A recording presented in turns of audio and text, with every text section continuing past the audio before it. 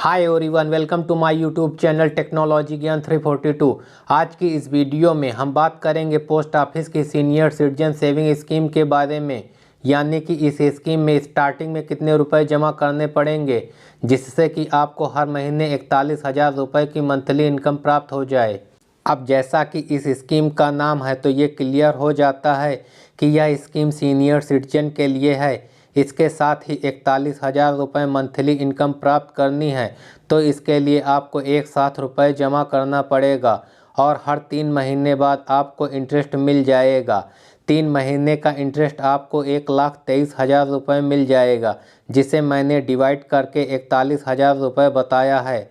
तो इस वीडियो में हम बात करेंगे सीनियर सिटीजन सेविंग स्कीम क्या है, कौन कौन इस स्कीम में अकाउंट खोल सकता है, इस स्कीम में मिनिमम और मैक्सिमम कितना रुपया जमा किया जा सकता है। साथ ही हम बात करेंगे अगर आपको बीच में रुपयों की ज़रूरत पड़ जाती है तो क्या आप इसको बीच में प्री मैच्योर क्लोज करवा सकते हैं या नहीं, और अकाउंट कितने समय बाद क्लोज होगा, आपको कितना रुपया वापस मिलेगा, कितना इसका इंटरेस्ट रेट है। सारी डिटेल जानकारी आपको इस वीडियो में मिल जाएगी। कृपया वीडियो लास्ट तक ध्यान से देखिएगा, नहीं तो आपको कुछ भी समझ में नहीं आएगा। तो चलिए वीडियो को स्टार्ट करते हैं। सबसे पहले हम बात करते हैं सीनियर सिटीजन सेविंग स्कीम क्या है। तो जैसा कि मैंने वीडियो में स्टार्ट में ही बताया है, यह स्कीम सीनियर सिटीजन के लिए है। इसमें सीनियर सिटीजन अपना अकाउंट खुलवा सकते हैं, एक साथ आप रुपया जमा करवा सकते हैं। पोस्ट ऑफिस या बैंक कहीं पर भी यह खाता आप खुलवा सकते हैं। एक निर्धारित इंटरेस्ट रेट होता है जो कि गवर्नमेंट डिसाइड करती है, जिसे हर तिमाही चेंज भी किया जा सकता है। जो तिमाही इंटरेस्ट आपके जमा रुपयों पर बनता है उसे आपके सेविंग अकाउंट में हर तिमाही जमा कर दिया जाता है, और अकाउंट के मैच्योरिटी के समय आपने जितना रुपया जमा कराया है वह मूलधन प्लस लास्ट के तिमाही का इंटरेस्ट दोनों एक साथ वापस मिल जाते हैं। अब हम बात करते हैं कौन कौन इस स्कीम में अपना अकाउंट खुलवा सकता है। तो यह स्कीम सीनियर सिटीजन के लिए है। तो इंडिया में सीनियर सिटीजन की जो डिफिनीसन है वह 60 प्लस है, यानी कि इस स्कीम में 60 या इससे ऊपर के व्यक्ति ही अपना अकाउंट ओपन करवा सकते हैं। इसके अतिरिक्त कुछ और भी कंडीशंस हैं। जो व्यक्ति इन कंडीशन को पूरा करते हैं वह भी इस स्कीम में 60 से कम की एज में अकाउंट ओपन करवा सकते हैं। तो चलिए देखते हैं वह कंडीशन क्या है। जिसकी एज 55 से लेकर 60 के बीच में है वह भी अपना अकाउंट इस स्कीम में खुलवा सकते हैं। क्या है कंडीशन? उन्होंने अपने प्रोफेशन से VRS यानी कि वॉलंटरी रिटायरमेंट ऑफ सर्विस ले लिया हो तो वह अपना अकाउंट खुलवा सकते हैं। अब जो वो रिटायरमेंट लेंगे तो जो रिटायरमेंट बेनिफिट के नाम पर रुपए मिलते हैं उन पूरे रुपयों को वह इस स्कीम में इन्वेस्ट कर सकते हैं। बस वह invested amount maximum limit 30 lakh रुपए से ज़्यादा नहीं होनी चाहिए, और जब आपको रिटायरमेंट बेनिफिट मिल रहा हो तो विथिन 1 मंथ यानी कि 1 महीने के अंदर ही आपको इस स्कीम में अकाउंट ओपन करवाना है। अगर आप 1 माह के अंदर अकाउंट ओपन नहीं करवा पाए हैं तो आप फिर अकाउंट ओपन नहीं करवा सकते हैं, यानी कि आपको 60 साल की एज का इंतज़ार करना होगा। इसी तरह से जिसकी एज 50 साल से ज़्यादा है और वह डिफेंस क्षेत्र में सेवा दे रहे थे वह भी इस स्कीम में अपना अकाउंट ओपन करवा सकते हैं। सेम कंडीशन है, 1 महीने के अंदर अकाउंट ओपन करवाना पड़ेगा रिटायरमेंट बेनिफिट मिलने के बाद में। और इस स्कीम में एक व्यक्ति एक ही अकाउंट ओपन करवा सकता है, ऐसी कोई कंडीशन नहीं है। एक व्यक्ति कितने भी अकाउंट ओपन कर सकता है, बस मैक्सिमम लिमिट ओवर नहीं होनी चाहिए। यानी कि अभी आपके पास 15 लाख रुपए हैं तो आप 15 लाख रुपए से अकाउंट ओपन कर सकते हैं। फिर आप बची हुई लिमिट के आधार पर फिर से दूसरे खाते और भी ओपन कर सकते हैं, क्योंकि एक खाते में रुपए जमा करने के बाद उस खाते में फिर से आप रुपए जमा नहीं कर सकते हैं। इसके साथ ही अगर आपको जॉइंट अकाउंट ओपन करना है तो हस्बैंड और वाइफ मिलकर जॉइंट अकाउंट ओपन कर सकते हैं। इसके अतिरिक्त किसी तीसरे पर्सन के साथ आप जॉइंट अकाउंट ओपन नहीं कर सकते हैं। जॉइंट अकाउंट के केस में फर्स्ट अकाउंट होल्डर और सेकंड अकाउंट होल्डर जो होते हैं, उसमें जो फर्स्ट अकाउंट होल्डर नाम आप लिखवाना चाहते हैं उसका ही एज क्राइटेरिया चेक किया जाएगा, यानी कि उसकी उम्र 60 वर्ष होनी चाहिए। दूसरे अकाउंट होल्डर की एज मैटर नहीं करती है।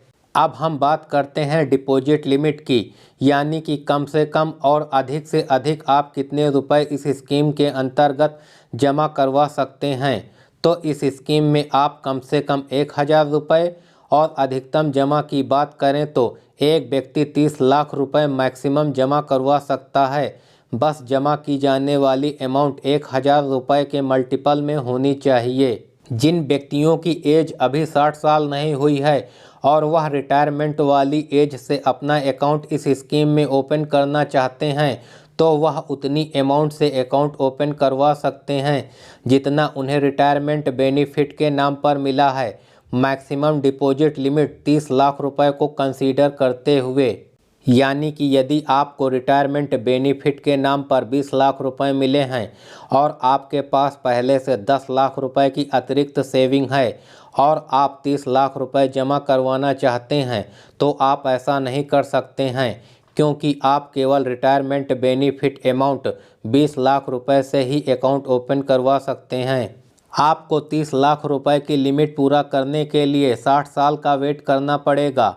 रिटायरमेंट बेनिफिट के नाम पर आपको क्या क्या मिल सकता है? पीएफ का पैसा मिलता है, ग्रेच्युटी मिलती है, पेंशन का पैसा मिलता है, कोई लीव इनकैशमेंट आपने लास्ट में करवाया है वह मिल जाता है, साथ ही आपके एम्प्लॉयर की तरफ से कोई मिला हुआ इंश्योरेंस हो, काफ़ी तरह के इंश्योरेंस हो सकते हैं, वह पैसा आपको मिल सकता है। इन सभी अमाउंट्स को जोड़कर आप मैक्सिमम लिमिट को ध्यान में रखते हुए 30 लाख रुपए तक जमा करवा सकते हैं। यदि आपने गलती से भी ज़्यादा रुपये जमा करवा दिए हैं, यानी कि एक पोस्ट ऑफिस में 15 लाख रुपए, दूसरे पोस्ट ऑफिस में 15 लाख रुपए और किसी एक बैंक में जाकर 15 लाख रुपए जमा करवा देते हैं, तो पहले तो यह पकड़ में नहीं आता था, लेकिन आज के समय में आधार पैन की वजह से आसानी से पकड़ में आ जाता है। तो ऐसी कंडीशन में आपके द्वारा जमा किए गए अतिरिक्त अमाउंट पर सिंपल सेविंग अकाउंट के हिसाब से ही इंटरेस्ट मिलेगा यदि आप लिमिट से ज़्यादा रुपए जमा करवा देते हैं। अब हम बात करते हैं इंटरेस्ट रेट की। तो यहाँ पर जो इंटरेस्ट रेट है वह 8.2% है। आप चाहे पोस्ट ऑफिस में अकाउंट खुलवाएं चाहे किसी भी बैंक में खुलवाएं, ये इंटरेस्ट रेट गवर्नमेंट की तरफ से ऑफ़र किया जाता है। आपका रुपया इस स्कीम में पूरी तरह से सेफ रहने वाला है, साथ ही आपको 8.2% के हिसाब से इंटरेस्ट भी मिल जाएगा। यहाँ पर जो इंटरेस्ट मिलता है वह क्वार्टरली बेसिस पर मिलता है, यानी कि हर 3 महीने का जो भी इंटरेस्ट है वह आपको अगले वर्किंग डे पर मिल जाएगा। यानी कि 1 जनवरी से 31 मार्च का इंटरेस्ट 1 अप्रैल को मिल जाएगा, 1 अप्रैल से 30 जून का इंटरेस्ट 1 जुलाई को मिल जाएगा, 1 जुलाई से 30 सितंबर का इंटरेस्ट 1 अक्टूबर को मिल जाएगा, 1 अक्टूबर से 31 दिसंबर का इंटरेस्ट 1 जनवरी को मिल जाएगा, जो कि आपके सेविंग अकाउंट में ट्रांसफ़र कर दिया जाएगा। यदि ड्यू डेट पर कोई हॉलीडे है तो वह इंटरेस्ट हमें नेक्स्ट डेट पर मिलेगा।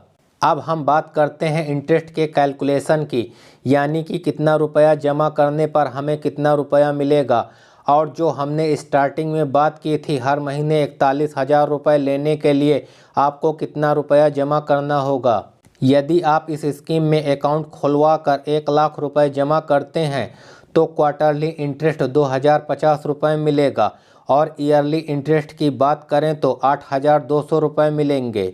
यदि आप इस स्कीम में अकाउंट खुलवा कर 2 लाख रुपए जमा करते हैं तो क्वार्टरली इंटरेस्ट 4,100 रुपये मिलेगा और ईयरली इंटरेस्ट की बात करें तो 16,400 रुपये मिलेंगे।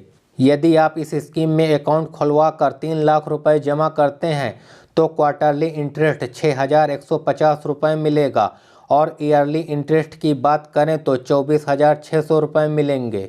यदि आप इस स्कीम में अकाउंट खुलवा कर 10 लाख रुपए जमा करते हैं तो क्वार्टरली इंटरेस्ट 20,500 मिलेगा और ईयरली इंटरेस्ट की बात करें तो 82,000 रुपये मिलेंगे। यदि आप इस स्कीम में अकाउंट खुलवा कर 15 लाख रुपए जमा करते हैं तो क्वार्टरली इंटरेस्ट 30,750 रुपये मिलेगा और ईयरली इंटरेस्ट की बात करें तो 1,23,000 रुपये मिलेंगे। यदि आप इस स्कीम में अकाउंट खुलवा कर 30 लाख रुपए जमा करते हैं तो क्वार्टरली इंटरेस्ट 61,500 रुपये मिलेगा और ईयरली इंटरेस्ट की बात करें तो 2,46,000 रुपये मिलेंगे। यदि आप इस स्कीम में 2 अकाउंट हस्बैंड के नाम पर अलग और वाइफ के नाम पर अलग खुलवा कर टोटल 60 लाख रुपए जमा करते हैं तो क्वार्टरली इंटरेस्ट 1,23,000 रुपये मिलेगा और ईयरली इंटरेस्ट की बात करें तो 4,92,000 रुपये मिलेंगे। अब हम बात करते हैं प्री मैच्योर क्लोजर की। यदि आप इस स्कीम में अकाउंट खुलवा लेते हैं और आपको समय से पहले रुपयों की ज़रूरत पड़ जाती है तो आप इस अकाउंट को समय से पहले बंद भी करवा सकते हैं। यानी कि आपने 5 साल के लिए रुपए जमा करवा दिए लेकिन आपको 5 साल से पहले रुपयों की ज़रूरत पड़ जाती है क्योंकि सीनियर सिटीजन हैं, इस एज में कभी भी रुपयों की ज़रूरत पड़ सकती है तो आप 1 साल के अंदर अकाउंट बंद करवा सकते हैं। यदि आप 1 साल के अंदर अकाउंट बंद करवाते हैं तो जितने रुपए इंटरेस्ट के रूप में क्वार्टरली आपको मिले हैं उसे काट कर आपका मूलधन आपको वापस कर दिया जाएगा। यदि आपने इस स्कीम में 1 लाख रुपए जमा करवाया है और आपको इंटरेस्ट के नाम पर 2 बार इंटरेस्ट मिल चुका है तो आप बोलेंगे कि 4,100 रुपये इंटरेस्ट तो आ चुका है तो 1 लाख में से 4,100 रुपये काट कर शेष अमाउंट आपको वापस कर दिया जाएगा। यदि आप 1 साल से लेकर 2 साल के अंदर अकाउंट बंद करवाते हैं तो आपके मूलधन से 1.5% काट कर आपका मूलधन आपको वापस मिल जाएगा। यदि आपने 1 लाख रुपए जमा किया है तो 1,500 रुपये काट कर शेष अमाउंट आपको वापस मिल जाएगा। यदि आप 2 साल बाद अकाउंट बंद करवाते हैं तो मूलधन से सिर्फ 1% की ही कटौती की जाएगी। यदि आपके अकाउंट के 5 साल पूरे हो चुके हैं तो आप अपने अकाउंट का पूरा रुपया ले सकते हैं। अब हम बात करते हैं एक्सटेंशन ऑफ अकाउंट की। यहाँ पर आपको एक फैसिलिटी और मिल जाती है एक्सटेंशन ऑफ अकाउंट की, यानी कि 5 साल का अकाउंट है और 5 साल बाद भी आप रुपया नहीं लेना चाहते हैं तो आप इस अकाउंट को 3 साल के लिए एक्सटेंड कर सकते हैं। यानी कि यह सुविधा आप सिर्फ एक बार ही ले सकते हैं। यानी कि 5 साल का अकाउंट है प्लस 3 साल के लिए आप अकाउंट को एक्सटेंड करवा सकते हैं। आपको ज़्यादा पेपर वर्क नहीं करना पड़ेगा लेकिन आपको नया इंटरेस्ट रेट मिलेगा। मान लीजिए पहले आपको 9% इंटरेस्ट रेट मिल रहा था और आज का इंटरेस्ट रेट 8.2% है तो आपको 8.2% के रेट से ही इंटरेस्ट दिया जाएगा। यदि आपने कम इंटरेस्ट रेट पर अकाउंट ओपन करवाया है तो आपको ज़्यादा इंटरेस्ट भी मिल सकता है और ज़्यादा इंटरेस्ट रेट पर अकाउंट ओपन करवाया है तो आपको कम इंटरेस्ट भी मिल सकता है। यदि आप 3 साल के लिए अकाउंट एक्सटेंड करते हैं और आपको अचानक से रुपयों की ज़रूरत पड़ जाती है तो आप इस कंडीशन में 1 साल बाद आप अपने अकाउंट को प्री मैच्योर क्लोज करवा सकते हैं। इस कंडीशन में आपके अकाउंट से किसी भी प्रकार की पेनाल्टी चार्ज नहीं की जाएगी। यानी कि आपको एक्सटेंशन तो ज़रूर ही करवा लेना चाहिए अगर आपको रुपयों की ज़रूरत नहीं है। अब हम बात करते हैं क्लोजर ऑफ अकाउंट की। जैसा कि मैंने आपको पहले ही बताया है 5 साल का यह अकाउंट होता है। जैसे ही 5 साल पूरे हो जाते हैं आपका पूरा रुपया आपको वापस मिल जाएगा। अब हम बात करते हैं यदि अकाउंट होल्डर आब्लिक डिपॉजिटर की डेथ हो जाती है तो इस कंडीशन में उसी दिन अकाउंट को बंद कर दिया जाता है जिस दिन अकाउंट होल्डर की डेथ होती है। यदि अकाउंट होल्डर की डेथ होने पर उस अकाउंट होल्डर का नॉमिनी या उसके रिलेटिव रुपयों का क्लेम नहीं करते हैं तो अकाउंट होल्डर की डेथ के बाद से उस अकाउंट पर सिंपल सेविंग अकाउंट का ही इंटरेस्ट रेट यानी कि 4% का ही इंटरेस्ट मिलेगा। आपको सीनियर सिटीजन सेविंग स्कीम का 8.2% का इंटरेस्ट नहीं मिलेगा। अब हम बात करते हैं death in case of joint account की। जॉइंट अकाउंट के केस में यदि एक व्यक्ति की डेथ हो जाती है तो उस केस में दूसरा व्यक्ति उस अकाउंट को चालू भी रख सकता है और उस अकाउंट को बंद भी करवा सकता है। यदि अकाउंट चालू रखना चाहता है तो उस केस में कुछ कंडीशन को ध्यान में रखा जाएगा। जो व्यक्ति अकाउंट को चालू रखना चाहता है उसकी एज 60 साल या उससे ज़्यादा होनी चाहिए। वह अकाउंट को चालू रखने के लिए एलिजिबल होना चाहिए। इसके साथ साथ अगर उसके खुद के नाम से 30 लाख रुपए का सीनियर सिटीजन सेविंग अकाउंट है और हस्बैंड या वाइफ के नाम से 30 लाख रुपए का अलग से सीनियर सिटीजन सेविंग अकाउंट है तो टोटल इन्होंने 60 लाख रुपए जमा करवा रखा था। यदि दोनों व्यक्तियों में से किसी एक की डेथ हो जाती है तो वह अकेला मैक्सिमम लिमिट के अनुसार केवल 30 लाख रुपए के अकाउंट को ही चालू रख सकता है। टोटल 60 लाख रुपए के अकाउंट को चालू नहीं रखा जा सकता है क्योंकि एक व्यक्ति की डेथ के बाद एक व्यक्ति की मैक्सिमम लिमिट 30 लाख रुपए ही रह जाती है। अब हम बात करते हैं इस स्कीम में मिलने वाले टैक्स बेनिफिट की। यदि आप सीनियर सिटीजन्स सेविंग स्कीम में रुपए जमा करवाते हैं तो जिस वर्ष में आप अकाउंट ओपन करवा के रुपए जमा करवाते हैं उस वर्ष में सेक्शन 80C के अंतर्गत 1.5 लाख रुपए तक टैक्स में छूट मिल जाती है और यह छूट केवल तब मिलती है जब आप इनकम टैक्स रिटर्न में ओल्ड रिजाइम को सेलेक्ट करते हैं। अगर आप न्यू रिजाइम सेलेक्ट करते हैं तो वहां पर सेक्शन 80C की टैक्स छूट को हटा दिया गया है। यदि आप ओल्ड रिजाइम को सेलेक्ट करते हैं तो उस कंडीशन में आप सेक्शन 80C की टैक्स छूट का लाभ ले सकते हैं। इसके अतिरिक्त इस स्कीम में मिलने वाला इंटरेस्ट पूरी तरह से टैक्सेबल होता है, यानी कि इस स्कीम से इंटरेस्ट के नाम पर जो भी इनकम आपको प्राप्त होगी वह टैक्सेबल होगी। वह कैसे टैक्सेबल होगी तो वह आपके स्लैब के अकॉर्डिंग टैक्सेबल होगी। अगर आपके बाकी सोर्सेज से इनकम मिलाकर 5 लाख रुपए के अंदर है तो आपको कोई भी टैक्स नहीं लगेगा।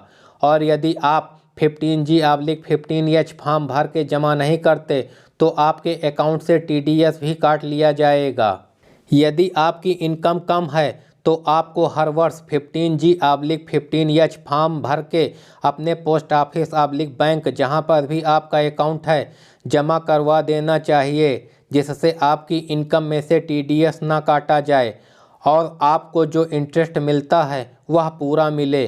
यदि TDS काट लिया जाता है तो वह गवर्नमेंट के पास चला जाता है, फिर आपको 1 साल बाद क्लेम करने का ऑप्शन मिलेगा तो काफ़ी लंबा प्रोसेस हो जाएगा। इससे बेहतर यही है कि आप टाइम से 15G/15H फॉर्म भर के जमा कर दें और TDS कटने से बच जाएं। यदि यह वीडियो आपको पसंद आई हो तो मुझे मोटिवेट करने के लिए वीडियो को लाइक करना, कमेंट करना, शेयर करना और चैनल पर नए हैं तो इसी प्रकार की वीडियो का नोटिफिकेशन जल्द से जल्द पाने के लिए हमारे चैनल को सब्सक्राइब करना ना भूलें। Thanks for watching, till then bye bye.